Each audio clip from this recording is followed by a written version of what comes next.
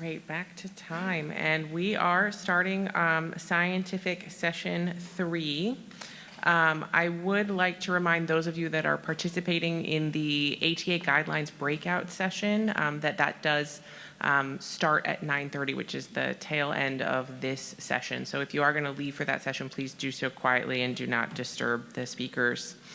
And so in this session, we do have a distinguished moderator. And I'm pleased to introduce Dr. James Howe as our distinguished moderator for this session.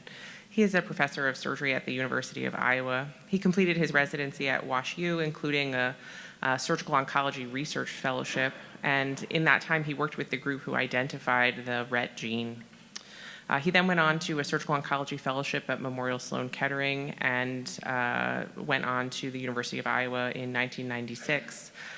To begin his career there, where he has risen through the ranks and is now the division chief of surgical oncology and endocrine surgery.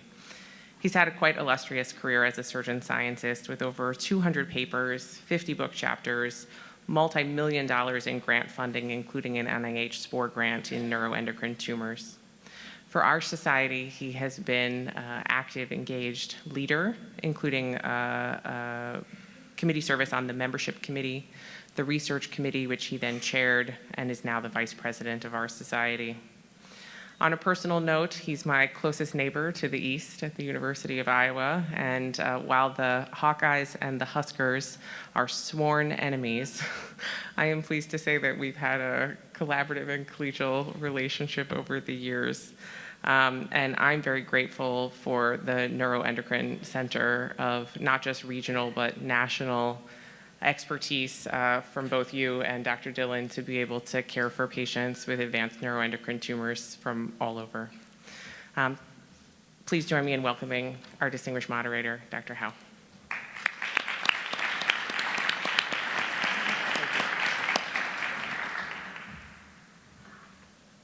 All right, thanks so much for having me. Now, I imagine many of you don't take care of a lot of neuroendocrine tumor patients, so what I wanted to do is just highlight some of the advances over the last 7 to 10 years in the field. I have no disclosures. And what I'm going to talk about is first some guidelines, which are very valuable resources for people to look at who have these patients. We'll talk then about peptide receptor radiotherapy, or PRRT, and then we'll talk about management of carcinoid crisis, some new drugs that have shown great promise for GEP-NETs that include capecitabine, temozolomide, and cabozantinib. So as far as guidelines, there have been several really good consensus papers that have come out in the last 7 years. This is one where many of the people on this paper are from this audience, where if you're looking up clinical problems to solve that you see in patients with small bowel neuroendocrine tumors, this is a very useful resource. And there's both a surgical and a medical version of this. 3 years later, the pancreas version came out, and again, this kind of highlights questions that many people will come up with really good references. The European Neuroendocrine Tumor Society came out with some guidelines recently. This one on non-functional pancreatic neuroendocrine tumors a couple of years ago, and then one more recently on small bowel neuroendocrine tumors. And we'll see later this year there'll be a 4-society guideline on the management of neuroendocrine tumor liver metastases. That'll be coming out probably later this year. With respect to PRRT, this is a very popular treatment in Europe starting in the late 1990s, early 2000s. We actually had it in 2001 as a clinical trial, but it wasn't really approved in the United States because the FDA likes randomized clinical trials. So finally, in 2017, the NETTER-1 trial was published, and this randomized patients with metastatic or inoperable mid-gut neuroendocrine tumors to get either lutetium-177 dotatate, which is basically a radioactive molecule conjugated to octreotide that binds to somatostatin receptors and can lead to neuroendocrine tumor cell kill. Those patients got lutetium plus 30 milligrams of sandostatin LAR in one group, and the other group just got a high dose of sandostatin LAR, which was 60 milligrams. And they were able to show a significant difference in progression-free survival, where the median wasn't reached versus 8.4 months in the high-dose sandostatin group. And it looked like there was a survival benefit, an overall survival benefit, with more events in the high-dose sandostatin group. But over the long term, no overall survival benefit was shown because about a third of the patients in the control group crossed over to getting PRRT. Nevertheless, this led to FDA approval in 2018, and it really remains one of our most valuable therapies when patients have progressed after surgical cytoreduction and somatostatin analogs. Now, this had patients with grade 1 and grade 2 tumors, but last year, or 2 years ago, they published the results of what's called the NETTER-2 trial, which basically took patients with grade 2 and grade 3 GEP-NET, so it included pancreas, whereas the first NETTER was just midgut. And they randomized them the same way NETTER-1 did, lutetium-177 dotatate with 30 milligrams of sandostatin versus 60 milligrams of sandostatin, and that was a 2-to-1 randomization.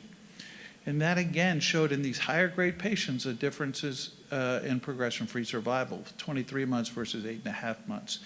And so this just showed that even in patients with Ki-67s in the 10 to 55% range, which have a worse prognosis than the lower grade tumors, that they may benefit from PRRT. Now, I just want to highlight some of the things that one of our members, Rod Pommier, did in the management of carcinoid crisis. He's done some great work to look at whether patients can really benefit from intraoperative octreotide, which has been kind of the dictum for the last 30 to 40 years. If you're operating on patients with small bowel neuroendocrine tumors and liver metastases, you need to have them on an octreotide drip. And so Rod challenged that paradigm by looking at 46 consecutive patients who had small bowel or lung nets with liver metastases, and he put everybody on a very high dose infusion of octreotide during surgery, and he wanted to study them physiologically. So he put in a transesophageal echocardiogram monitor. They had Swan-Ganz catheters, arterial lines, and then they would draw baseline levels of serotonin, histamine, kallikrein, and bradykinin, and also when they had crises. And crises were defined as a blood pressure less than 80, greater than 180, or a pulse of over 120 when there was no visible reason for that to be happening in terms of, say, blood loss or IVC compression. And 16 patients, despite being on this high dose of octreotide, had crises. And when they looked at the hormone levels, there was no differences in any of those 4 hormones from baseline or when they had crises. But they did notice that what happened during crisis is patients had vasodilatation and decreased SVR, and they concluded that the best treatment for that would be vasopressors. So that was a great physiologic study, but then they went further and compared a group of patients who had gotten the historical octreotide at 500 mics an hour, which is, again, 5 times as high as I would normally use, in 150 operations from the early 2000s, and then prospectively stopped giving octreotide to everybody. So had the courage to not do that in 195 patients, and they had instead a vasopressor protocol where they would just treat as soon as they saw a crisis with vasopressors. And what they found is in the octreotide group, they still had crises in 30%, and the duration was 6 minutes, which was a fair length of time. Whereas in the group who just got vasopressors, there was a similar incidence of crises, about 25%, but the duration was much shorter. It was about 3 minutes. And so they concluded that octreotide infusions are ineffective and the vasopressors should be first line. So I just wanted to highlight this study because it is practice changing. And even though many of us still use octreotide, there's really no good rationale for preventing intraoperative crises. Now, as far as promising new drugs, perhaps one of the best things for PNET that come up recently is temozolomide and capecitabine in patients with advanced PNETs. There was a randomized trial called ECOG 2221 that was done that looked at 144 patients with unresectable or metastatic PNETs, and then randomized them to get either temozolomide or temozolomide and capecitabine. And what they found was that there's a good response rate, about a third of patients responded, and the combination therapy did better than just temozolomide alone, with a good progression-free survival of 23 months. Again, in unresectable metastatic PNET patients who may have seen other therapies. And then there was a mild overall survival benefit as well. And I would say that this, isn't a trial against placebo or anything like that, but we found that this can be a very useful agent for neoadjuvant treatment of patients with advanced tumors that might not be resectable, or to use later on when patients have failed other therapies. And I just wanted to highlight a patient that I took care of in the last couple of years who presented with very large liver metastases and a huge pancreatic head mass that you would say is unresectable at this time, got 13 cycles of CAPTEM, and then afterwards the liver lesion shrunk up significantly, as did the pancreatic lesion, so that she could undergo a cytoreduction followed by a Whipple 4 months later. And she's 3 years out from that and still doing very well with no evidence of disease, although it's unrealistic to think that most patients are going to be free of disease forever. She'll probably recur in her liver at some point, but without this therapy, I'm not sure she would be here right now. Now, another promising agent that was just published last year in the New England Journal was something called the Cabinet trial.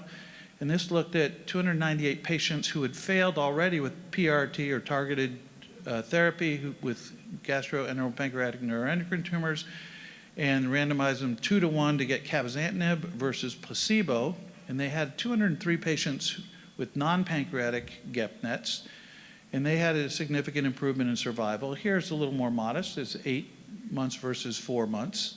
And then in the pancreatic group, where they had 95 patients, that difference was even larger, 13.8 versus 4.4 months. So this is another very valuable treatment for patients who've, say, you've done cytoreduction, somatostatin analogs, PRRT, maybe everolimus, but now you have cabozantinib to fall back on. However, it's a little bit toxic. 2/3 of patients had grade 3 adverse events, and 66% of patients needed dose reductions. Well, I think I'm going to end there, and that's a little update on neuroendocrine tumors. And I want to introduce my co-moderator, Brian Unch, who will introduce the first speaker in this session.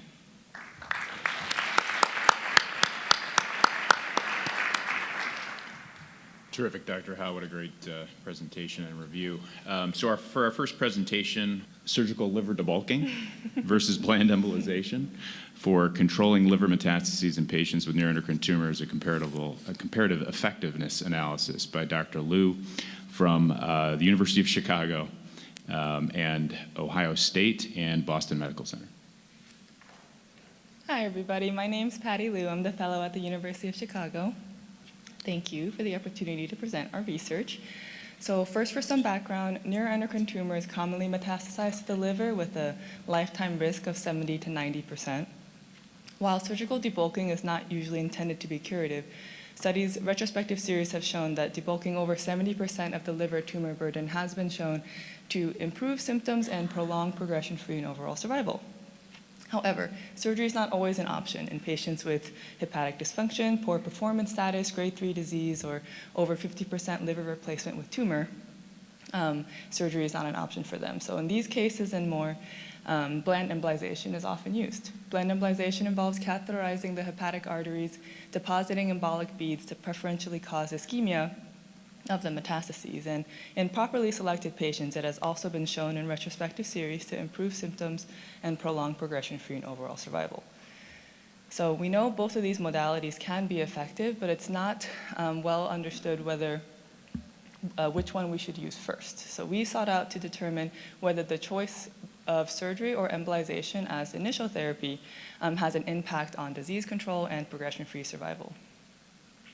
So we performed a single-center retrospective cohort study of all patients with neuroendocrine tumors and liver metastases at our institution from 2017 to 2023. All patients were under the care of our multidisciplinary NET program. For the two treatment modalities, surgery was accomplished with a combination of parenchymal sparing resections and ultrasound-guided microwave ablation. Over 90% of liver tumor debulking was accomplished in all cases. And embolization was performed by our IR colleagues. They embolized the right or left hepatic artery, typically in a staged approach, with 1 to 4 embolizations per patient. We then divided our patients into 4 sequences. Sequence 1 was surgery alone, then surgery followed by bland embolization, embolization alone, embolization followed by surgery. The decision to proceed to the second treatment option was determined by our multidisciplinary tumor group, usually because of evidence of disease progression on imaging or recurrence of symptoms. For the sake of our discussion, we grouped patients who underwent surgery alone or surgery first, sequence 1 and 2, as I'll refer to them as the surgery group, and likewise sequence 3 and 4 as the embolization group. For our statistical analysis, we estimated the average treatment effect among the treated using inverse probability of treatment weighting to account for significant differences in the baseline characteristics between these two groups. Embolization patients were weighted to resemble surgery patients, which means we wanted to see patients selected for surgery how they would have done had they instead undergone embolization. Patients were weighted by age, sex, primary tumor site, Ki-67, liver tumor burden, and presence of extrahepatic disease. So for our results, we had a total of 78 patients who underwent 106 procedures. As would be expected, there were pretty significant differences in the baseline clinical characteristics between the two groups. Surgery patients tended to have a lower Ki-67. Embolization patients were more likely to have high-grade disease.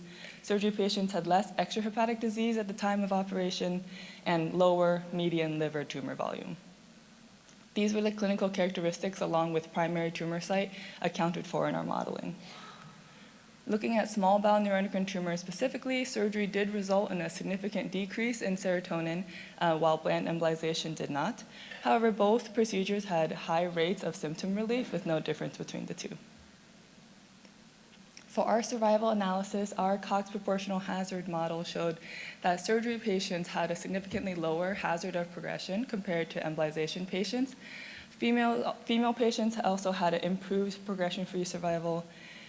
A higher Ki-67 trended towards a worse progression-free survival, although this did not reach significance. And then finally, for our weighted median progression-free survival for the surgery group was 13 months, compared to 9 months for the embolization group. And again, this represents the estimated progression-free survival had these surgery patients undergone embolization instead. This is our Kaplan-Meier curve, and you can see there's a clear separation between the two treatment strategies. So in conclusion, we maintain that both surgery and embolization are important treatment options for these patients. However, our study shows that initial surgical debulking yields longer progression-free survival and better symptom control than if these patients had undergone bland embolization instead. Based on this, we recommend that all patients with neuroendocrine tumors metastatic to the liver at least be evaluated by a surgeon for consideration of surgical debulking before proceeding to bland embolization, especially for their initial treatment approach. Thank you. Happy to take any questions. This paper is now up for discussion. Kristen Limbach, Tulane University. Thank you so much for a wonderful presentation. I'm particularly intrigued about the sequence 2 population that you included in your cohort, patients that underwent surgery and then bland embolization. Were you able to perform any sub-analysis to understand whether that addition of embolization in that population provided any benefit in terms of progression-free survival or overall survival? We should have looked at that. The way we studied these patients, where we looked at their progression-free survival after surgery and then kind of restarted the clock when they got embolized and looked at that so we could see if there was a difference, but we did not look at them together. So that's a great suggestion, and we can take a look at that next. While others are getting to the microphone, I have a question. Peptide receptor radiotherapy is sometimes moving up in the algorithm for treatment of these patients. Can you talk about your approach to when you use PRRT and whether it was maybe pre or post your operation, Yes. your study? We did look at whether patients got PRRT. Most got it either before or after surgery or embolization. About 15% did get it in between surgery and embolization. I think the majority of patients got it after surgery. But there are some that got it in between, and that is one of the limitations of our study, that we did not kind of consider what impact that would have on their survival. Dr. Solorzano. Carmen Solorzano, Vanderbilt. Nice presentation. So what are you going to do with this data now? To me, it seems, and this is the question, that what you're showing me is that you selected your patients, or you feel that you selected your patients relatively well, because to go to embolization rather than surgery because perhaps those patients were not as well fit for the operation. The Ki-67 was higher, et cetera. So were there patients in the group that went to bland embolization that should have gone to surgery, and who are they? Yeah. Thank you. Thank you. That's kind of that was the impetus for our study. At University of Chicago, our medical oncologists are great, and they are full believers of the benefit of surgery. So we do often get these patients referred to us. However, sometimes patients from outside we see were directly sent for bland embolization because they saw bilateral disease. Just because there was disease on both lobes of the liver, they thought that they wouldn't be a candidate for surgery. Or they made a determination that the liver tumor volume was too high and they wouldn't tolerate a surgery. But none of this was made with the review of an actual surgical oncologist. So in our data, the smallest group were the ones who underwent embolization followed by surgery because most patients are referred to our surgeons. But I think the idea is that hopefully, in general, not just at University of Chicago, surgery is being considered first line rather than embolization. Okay, last question here. Great, thanks. John Metzgar with Amend USA and the Cleveland Clinic. Thanks for that great presentation. What you just said, I think, is really important, that everybody gets a chance to be evaluated by the true multidisciplinary team, certainly including surgical oncology.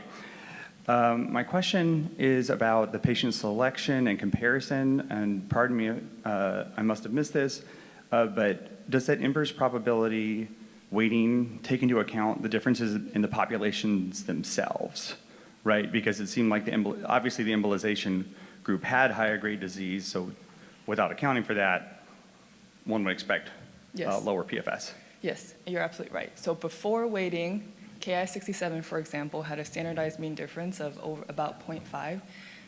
And they were the presence of extrahepatic disease, liver tumor volume, were all different between the two groups. Right. After weighting, the standardized mean difference was less than 0.2. I think it was actually less than 0.23. So this weighting was intended to try and kind of normalize the two. A good example is median liver tumor volume. Before weighting, surgery group median liver tumor volume was about 140. Embolization was 400. After weighting, it was 140 and 230. So we tried to kind of bring them closer so that we could say, you know, these embolization patients look more like these surgery patients, and then how did they do? Right, so you kind of reshaped the data so that they were comparable. Yeah. Great, thanks. Mm-hmm. All right, thanks very much, Dr. Liu. Our next talk is by Ann Worth from the Weill Cornell Medical Center on the impact of delay in surgery after diagnosis of PNETs. Should you rush to operate?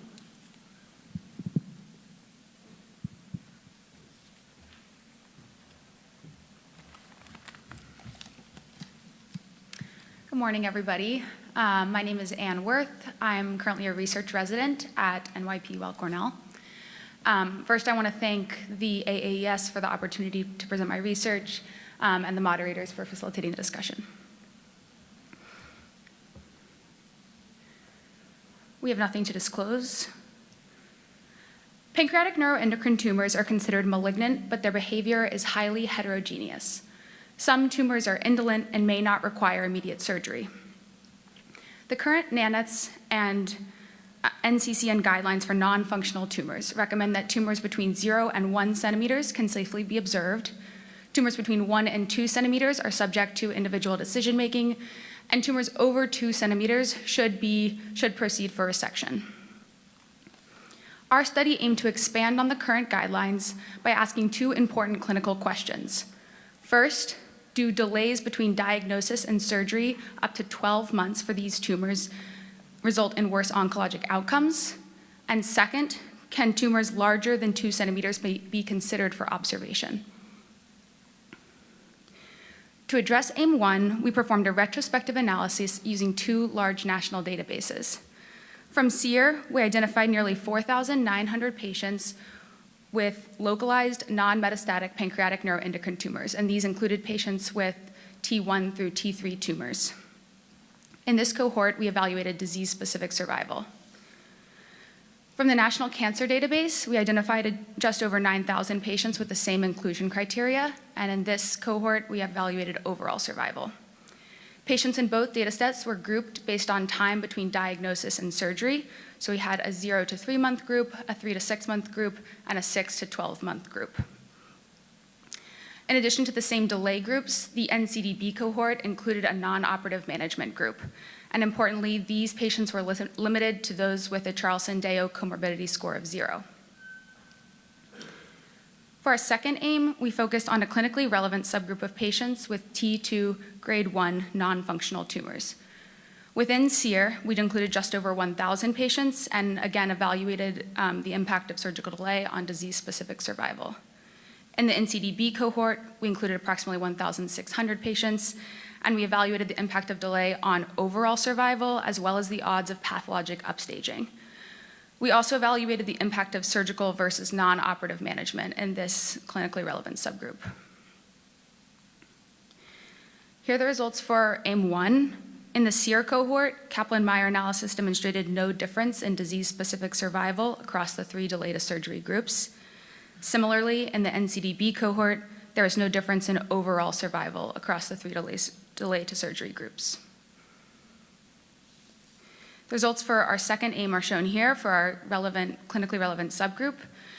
In the SEER cohort, Kaplan-Meier analysis again demonstrated no difference in disease-specific survival across the delay to surgery groups. And in the NCDB cohort, delay to surgery was also not associated with an increased risk of pathologic upstaging on multivariable analysis.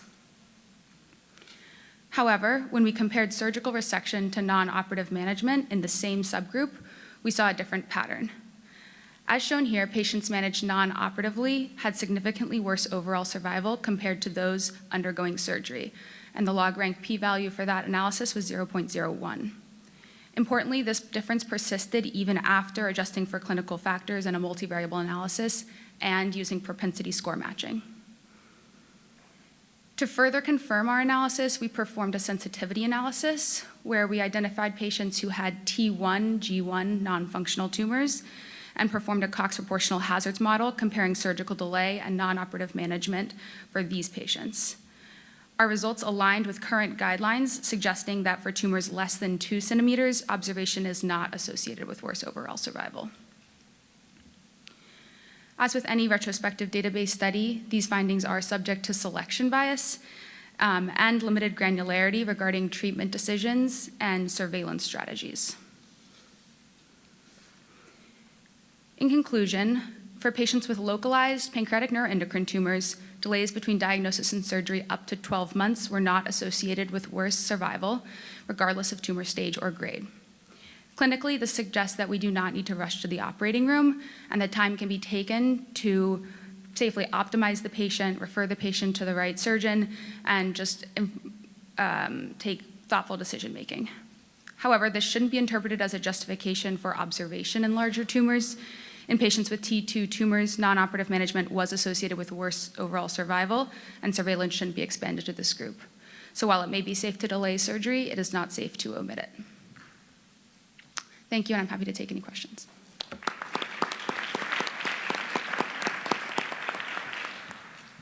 All right, we'll just open up for questions here on the left. Michael from Mass General Brigham, great presentation. Did you guys stratify based on location of the PNET versus if it was like the head versus the tail versus the body? Thank you for that question. Unfortunately, in the database, there's very limited data regarding the location of the tumor. Some of that data is available, but restricting to that we just didn't have enough patients to actually perform a meaningful analysis using that. Thank you. Dr. Laird? Amanda Laird, New Brunswick, New Jersey. Thank you so much for your talk. This is a great presentation. I'm wondering if you have any data on the patient delay groups as to whether or not they received any quote-unquote neoadjuvant therapy. Did they receive a somatostatin analog or other treatment in that time period, and was there any impact on stage migration? Thank you again for that great question. Unfortunately, this is one of the limitations of the study, is that in these databases, we don't have great data regarding the timing of other medical treatments. But I think that's extremely important, and for a future study, it would be really meaningful to look at that. I think in NCDB, there's a data point for sequence of therapy. So that might be something to consider looking at. Thank you for that. Nancy Perry from Houston, Texas. Thank you. That was a tremendous presentation. Your data, does it have anything to do with genetics? Were you able at all to look at mutation status, for instance, MEN1 patients, right, in this population? The new guidelines have a longer period of observing in the idea that we don't end up with surveillance fatigue for these patients, starting at a young age. Was there any way you could ascertain that at all? There was not within the database. We don't have the molecular data for these tumors, but I completely agree, and we actually comment on that in the manuscript. So I think future studies should not only be stratifying these patients for observation based on their T stage or their grade, but it should be based on their molecular markers. So hopefully in the future we can do more research on this. The new AJCC guidelines coming out are looking at what besides TNM we can put into staging, and we're all very hopeful that things like molecular profiling, right, whether it's for adrenal or for PNETs, we'll certainly get in there so we can capture it in the future. If you will, make sure it's in your paper so that's a future direction, so it'll prompt the AJCC. Definitely. Thank you so much. Dr. Evans? Yeah, I agree with Nancy. Great point. We oftentimes say with PNETs that the decisions you make today are proved correct or incorrect 20, 30 years later.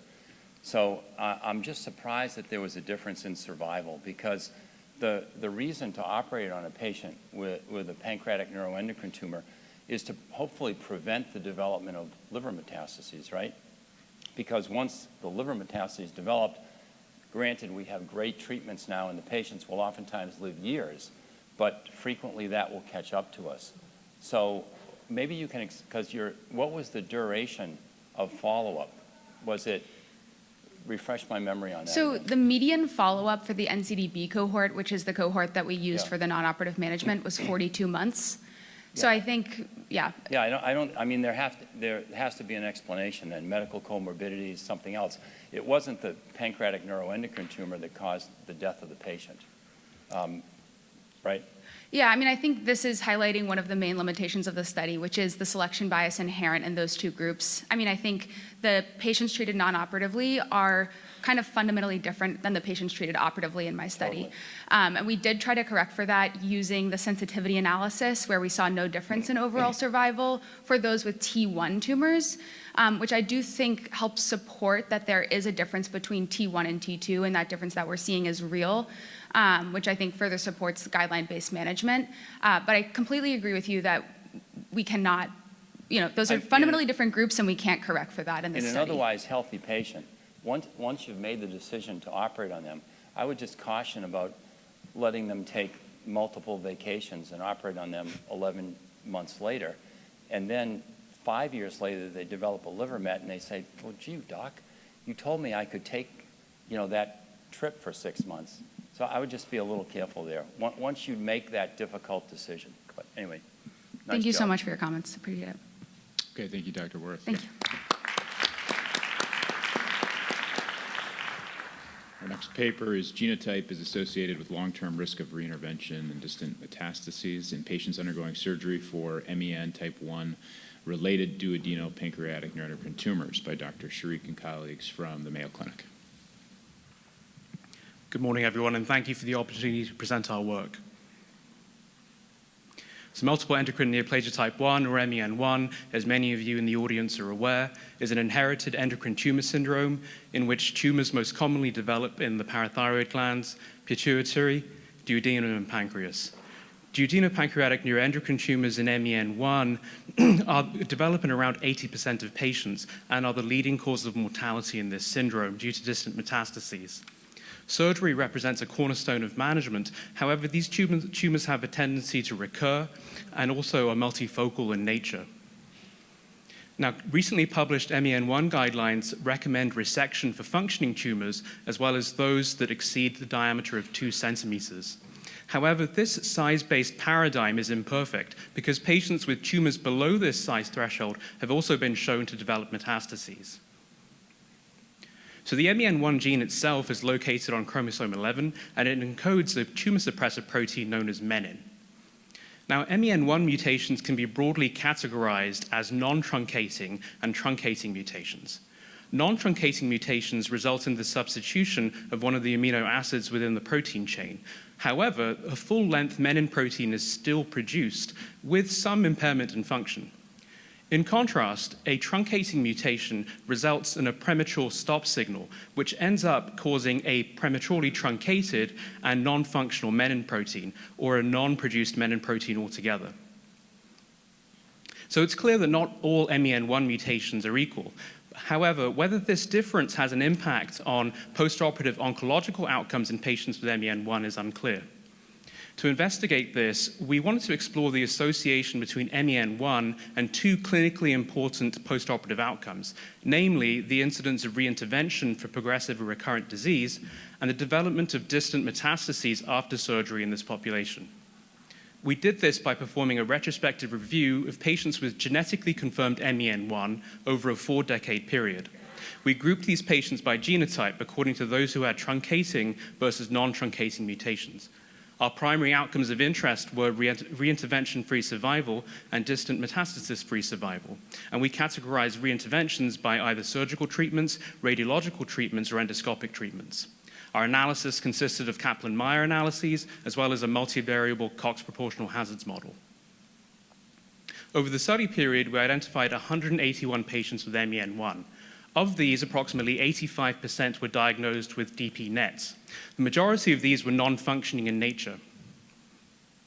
Approximately 70% of patients had truncating MEN1 mutations, and the remainder had non-truncating mutations. When we compared baseline characteristics between the two genotype groups, we found no significant differences at baseline. We then focused on the 94 patients who underwent surgery. The median age at surgery was 40 years. The most common indications for operative intervention were tumor size and hormone excess. The most commonly performed index operation in this group was distal pancreatectomy. Notably, over a quarter of patients underwent combined resection procedures. This figure shows an overview of the different types of resections that were performed, with distal pancreatectomy predominating. Looking at reinterventions after index surgery, over a quarter of patients underwent reintervention during follow-up, and 40% underwent more than one procedure. The most common indications for this included progression in the pancreatic remnant or hormone excess. Of 45 total reinterventions, over half of them were surgical, a third were endoscopic, and the remainder were radiological. On our Kaplan-Meier analysis, we found that patients with truncating MEN1 mutations had significantly shorter reintervention-free survival. Furthermore, on our Cox analysis, we found that the presence of a truncating MEN1 mutation was associated with a 4-fold increased risk of reintervention. Looking at the development of distant metastases after surgery, when we focus on the 84 patients without distant metastases at the time of index surgery, we found that 29% developed metastases during follow-up at a median duration of 7 years. We found no difference in tumor size between patients who developed distant metastases and those who did not. A very interesting finding of this study is that over a third of patients who did develop distant metastasis after surgery had resected primary tumors that measured 2 centimeters or less, i.e. below the currently accepted surgical threshold. Importantly, over 50% of these patients had no lesions identified in the remnant pancreas or duodenum. Our Kaplan-Meier analysis again showed that patients with truncating MEN1 mutations had significantly shorter metastasis-free survival. And our Cox analysis showed that the presence of a truncating mutation portended a greater than 5-fold increased risk of distant mets. So in conclusion, reintervention is common after index surgery for DP nets in patients with MEN1. And truncating MEN1 mutations are associated with a significantly increased risk of reintervention and metastasis after surgery during long-term follow-up. Importantly, tumor size alone is probably insufficient in capturing malignant potential in this patient group. And consideration of a patient's MEN1 genotype may refine risk stratification and postoperative surveillance strategies. However, prospective multi-institutional validation is required before such a recommendation can really be implemented in clinical practice. I'd like to acknowledge all the patients and families with MEN1 that were included in this study. And I'd also like to dedicate this work in memory of a friend and colleague, Dr. Benson D. Thank you. I'd be happy to take any questions.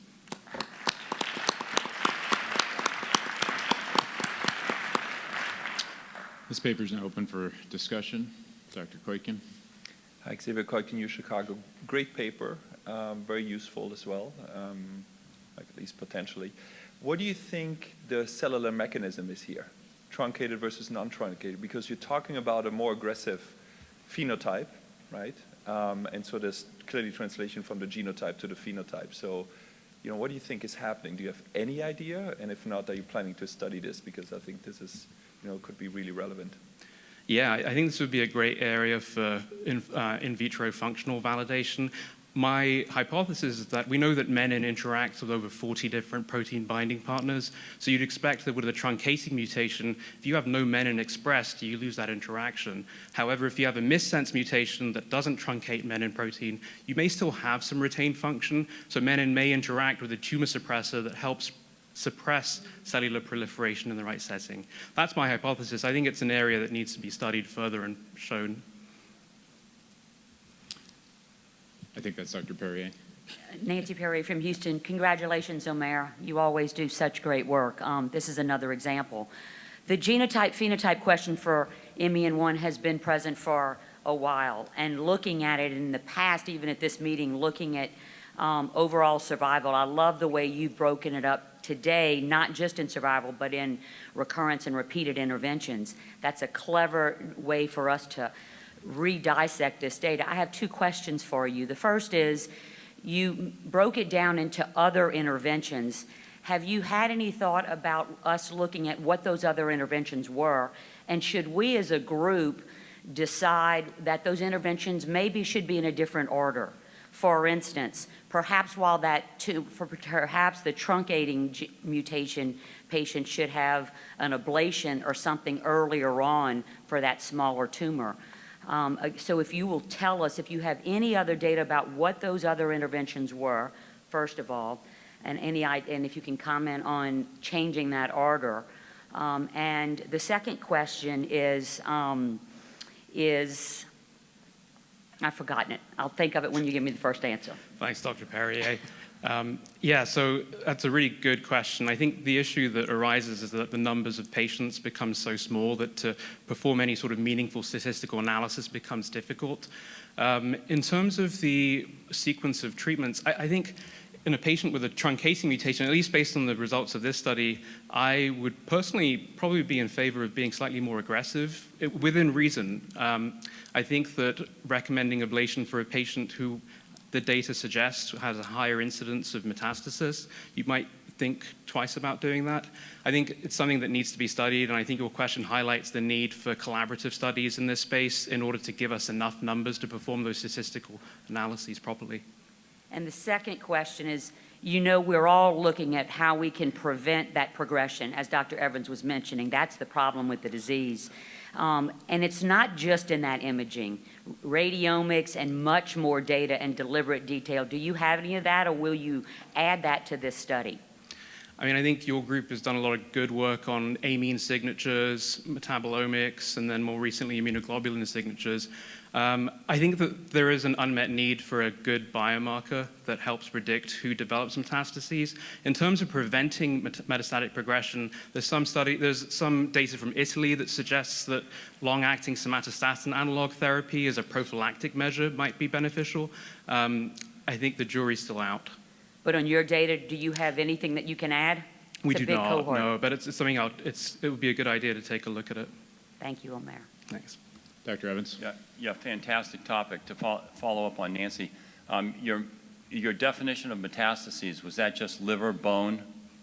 It wasn't lymph node, or did you include lymph node? Yeah, thanks for the question, Dr. Evans. So liver, bone, and then extra-regional lymph node metastases were also considered. Yeah, you might, I mean, including the lymph nodes, I'm not sure about that. You might want to qualify the numbers. And then I have to ask this question for Stu Wilson, or Tracy Wang will get really mad at me. Your patients who underwent a Whipple and a total panc, any difference compared to the patients who underwent a distal pancreatectomy? His theory being that the reduction in hormonal milieu it reduces the incidence of distant metastases. Did you notice any difference?